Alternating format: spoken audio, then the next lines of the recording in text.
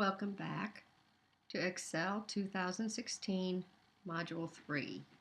This is Part 2, and we're going to be looking at an introduction into some what-if analysis. So what-if analysis is a tool or a set of tools that we can use in Excel to analyze the impact of changing some of our input values. So let's take a look at a few of the things that we can do. All right, so you should be back in your Wingate workbook. You want to be on the yield worksheet. The yield worksheet should be your active sheet. If we look at what-if analysis, we're going to be looking at changing one of the variables, one of those input numbers in the orange background, so that we can see what impact it has on our proposed revenue. So I'm going to scroll down just a little bit so that you can see the projected revenue. And let's come up here and look at what if we changed the number of acres we had available for corn. So let's say we could change from 137 up to 150.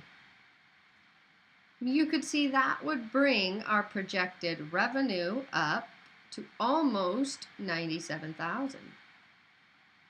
Then we could go back and we could take a look and say, well, what about if we went all the way up to 175 acres? And you could see then the projected revenue that would generate. So that's basically considered a form of trial and error. You're just going to enter in numbers until you get to the answer you're looking for.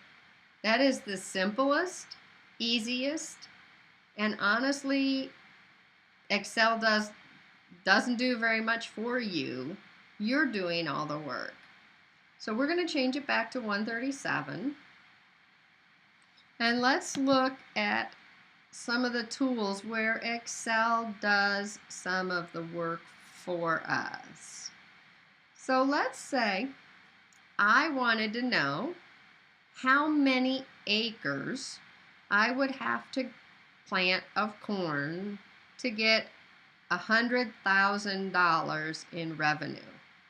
So I know the answer I want, but I do not want to have to sit here and retype in these numbers over and over again.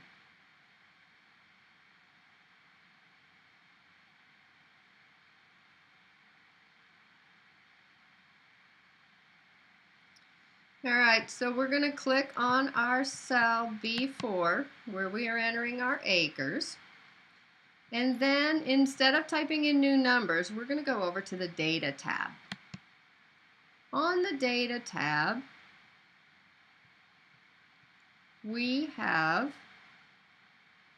in the Forecast group, what-if analysis tools. They're on this drop-down. So you click that arrow, and you can see that right now there are 3 of them. We have something called Goal Seek, and that's what we're going to use today. So for Goal Seek, you tell it, what are you trying to set to the answer? I am trying to get my projected revenues, which is in B23, to $100,000. Do not type in number formatting, just type in the number. So a 1 with 5 zeros. And then it says, which value are you changing? And we're going to be changing the total acres. You can either tab between those boxes or you can click on those boxes, either way. One thing you want to remember though with GoalSeek, it's pretty limited, so we are going to look at some more advanced tools later on. You can only change one thing and you can only set one value. Okay, you can change the value that you're setting it to. You could say, change it to 300,000 or change it to 50,000. You can type in a value you want. But it is pretty limited because not a lot of things can change and you only get one target. But let's see how quickly this can come up with the number of acres we need to plant in corn to get $100,000. And you can see how very quickly it came up with that answer for us. So basically, she would need to go up to 155 acres.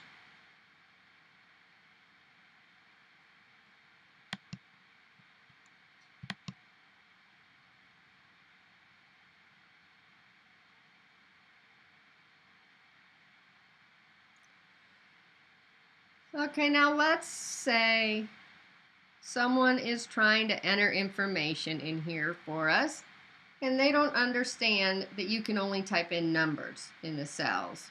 So they type in 137 acres.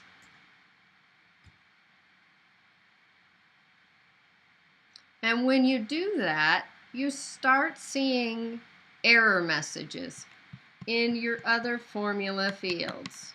And that's because these formulas are using the data in B4. And because we added a word, it is not text, it's now text data. Okay?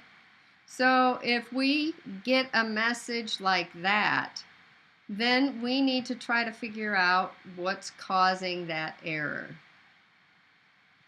So one of the things that you can do is you can look at what formulas, what cells these references are a formula. What cells these formulas are referencing. So you can see in this particular formula, its error is being caused by B21 because that's what it's referencing, and it already has an error in it. So the problem is happening before this formula. So then you can look at it and then you see, oh, B4 is not a number and I'm using it in an equation, so that can't be correct. So when I change it back to 137, you can see then that my errors go away.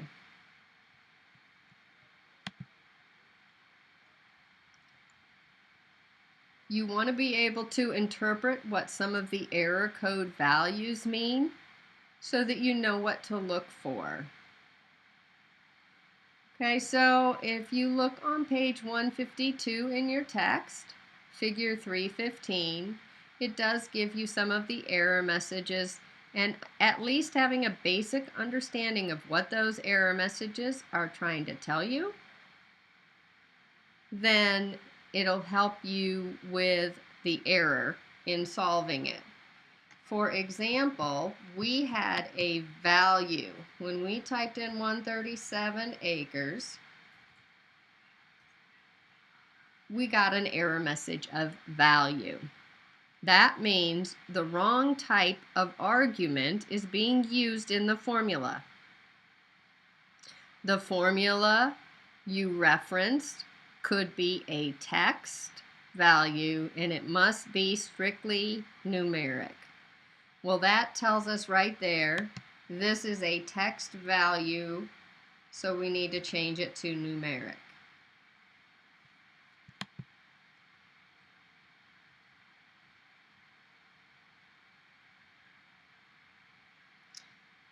So in the next video, we'll start looking at cell referencing. We have to be concerned with this when we're trying to copy and move formulas.